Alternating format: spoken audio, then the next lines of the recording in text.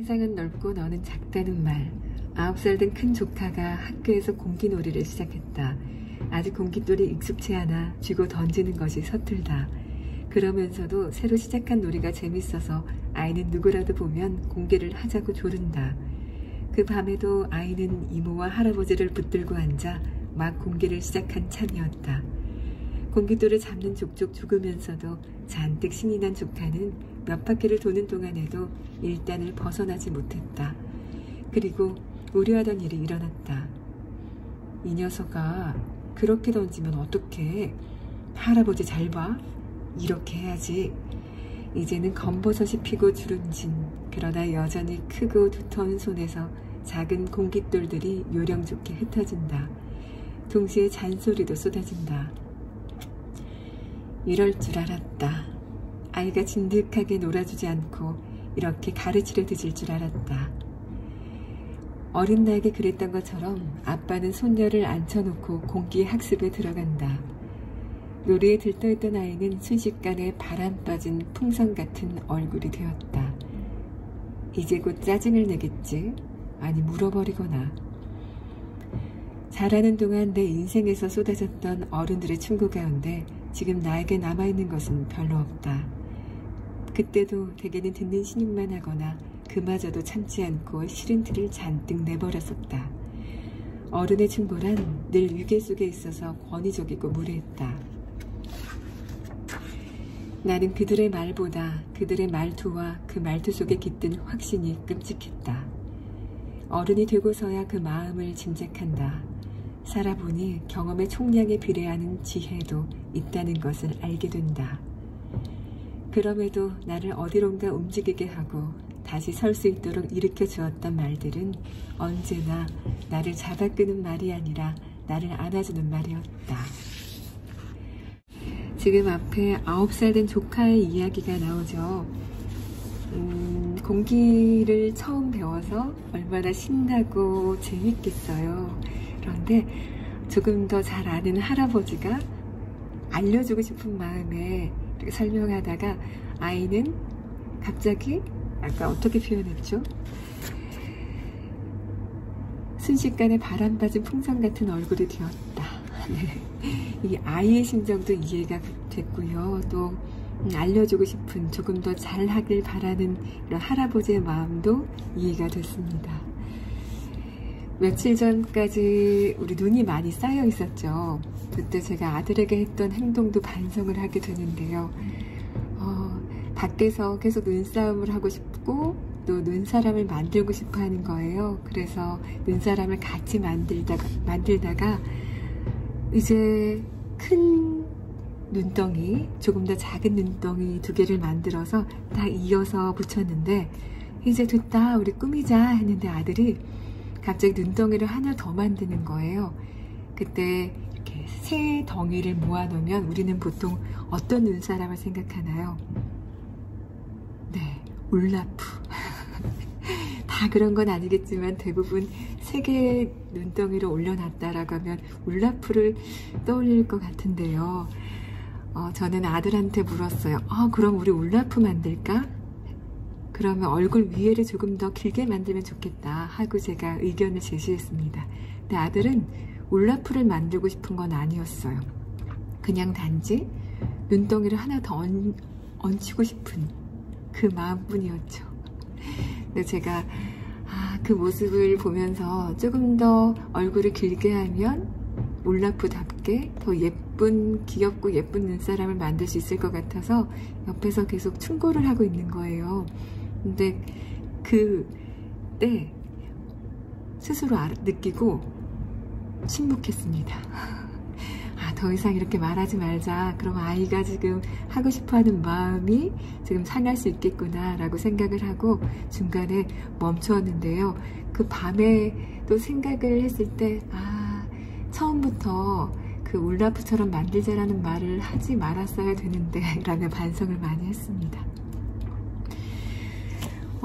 우리는 기준이라는 게 있죠. 이렇게 하면 더 예쁠 것이다. 또 다양하게 만들기를 원하는 마음도 있고 그런 마음을 아이들과 놀 때는 그냥 내려놓는 게 더 맞는 것 같아요. 다음부터 그날 제가 일기를 적었는데요. 다음에는 아이와 놀 때 그것도 참 좋다. 너무 예쁘다. 그 자체로 참 예쁘다. 라는 말을 꼭 해주기로 했습니다. 네, 그렇게 반성했던 게 갑자기 생각이 났고요. 이 책은 무르의 어른을 위한 그림책 읽기라고 적혀있는 것처럼 무르의 경험담뿐만 아니라 그 경험을 그림책과 연결을 했는데요. 지금 이 부분은 토요일의 기차라는 그림책과 연결을 해서 이야기를 적어 놓았습니다. 토요일 기차 같은 그림책을 읽을 때면 나는 이야기 속으로 들어가 세상 모든 곳을 다 가보겠다는 아이를 쓰다듬어 주고 싶다. 아이의 꿈이 불가능하다고 말하는 어른들에게는 그러지 좀 말라고 얘기하고 싶다. 네, 이 그림책의 이야기가 조금 더 나와 있는데 궁금하시면 꼭 책을 사서 한번 읽어보시기 바라고요. 전 뒷부분을 조금만 더 읽어드릴게요. 자라는 동안 내가 들었던 어른들의 말도 언제나 단언하는 말들이었다. 스스로를 의심하는 어른은 본 적이 없다. 그래서 안심할 수 있었고 내내 따뜻했지만 지루하고 시시했다. 그 시절 내가 궁금한 것들은 언제나 울타리 너머 빨간 모자가 끝내 들어가 버린 숲이나 싱클레어가 동경했던 문 밖의 거리에 있었다. 아이들은 금지된 세계에 매료되고 불가능한 꿈을 꾼다. 소방차가 되겠다고 하고 하늘을 날겠다고 하고 커서 엄마랑 결혼하겠다고 한다. 가지 말라는 숲으로 기어이 들어가 늑대 밥이 되었다가 구사일생하고도 실론을 뜨고 몰래 다시 숲을 본다. 아이들은 금기를 깬다. 경계를 넘는다.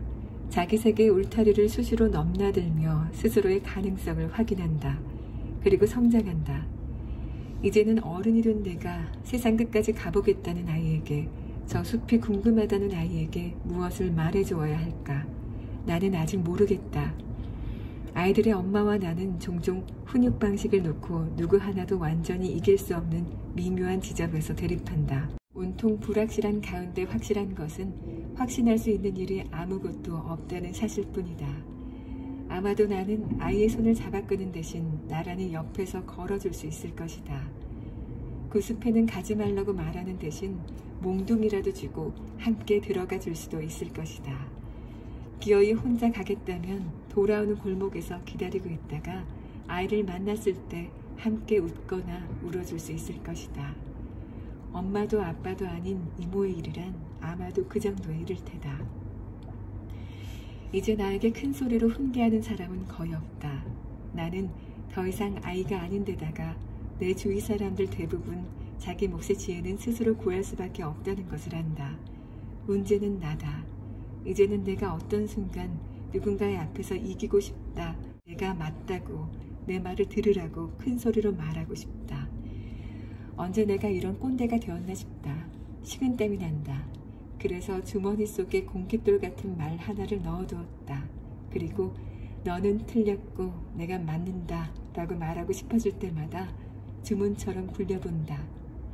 진실도 작게 말한다. 무려 2500년 된 말이다. 목소리가 절로 작아진다.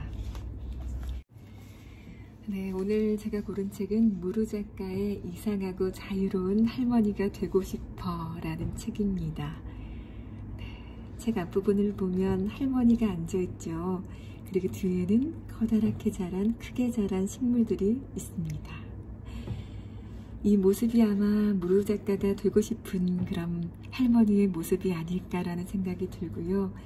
이상한 할머니가 아니라 아주 멋진 할머니가 되어줄 것 같은 그런 기대감도 함께 하는 책입니다. 마지막에 무르 작가가 이야기했죠. 너는 틀렸고 내가 맞다 라고 말하고 싶어질 때마다 주문처럼 굴려본다. 진실도 작게 말한다. 네, 여러분도 내 주머니 속에 넣고 수시로 굴려보고 싶은, 꺼내보고 싶은 그런 말들이 있으신가요? 저도 오늘 한번 생각해 보는 시간 가지려고 합니다. 오늘도 눈이 올 거라는 예보가 있는데요. 건강관리 늘 조심해 주시고요. 그리고 어떤 말을 자주 꺼내면 좋을지, 어떤 말들이 있을지 생각하며 오늘 하루도 행복하게 마무리하셨으면 좋겠습니다. 오늘도 마음으로 들어주셔서 감사합니다.